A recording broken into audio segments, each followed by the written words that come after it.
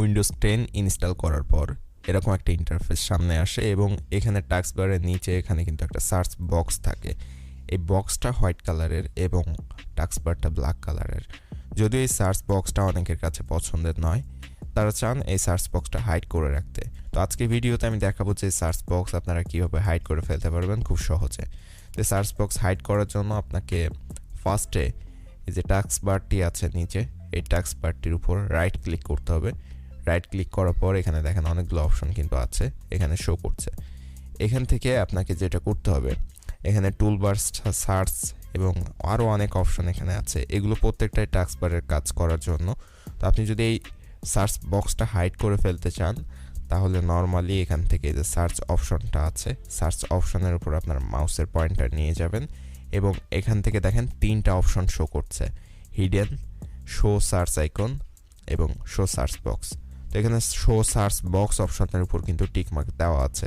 এটা আমরা এই দুইটার থেকে যেটার উপরে নিয়ে ক্লিক করে দিব সেটাই হয়ে যাবে। অর্থাৎ যদি হিডেনের উপর ক্লিক করে দেয় তাহলে কিন্তু সার্চ বক্সটাই থাকবে না বা সার্চ বার কোনো কিছুই থাকবে না, এখানে সার্চ আইকনও থাকবে না।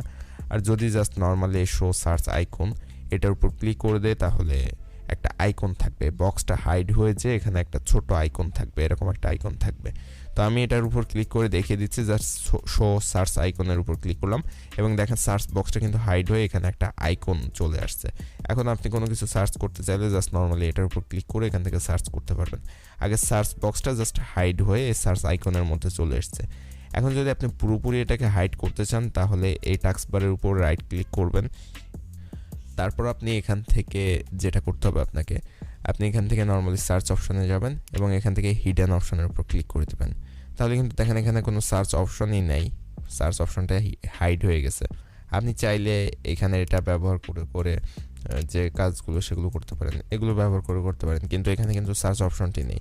আপনি আবার সার্চ অপশন আনতে চাইলে টাস্কবারে রাইট ক্লিক করবেন, সার্চ অপশনের উপর ক্লিক করবেন, শো সার্চ আইকনের উপর ক্লিক করলে সাথে সাথে আপনার সার্চ আইকনটি এখানে চলে আসবে, দেখেন চলে এসছে।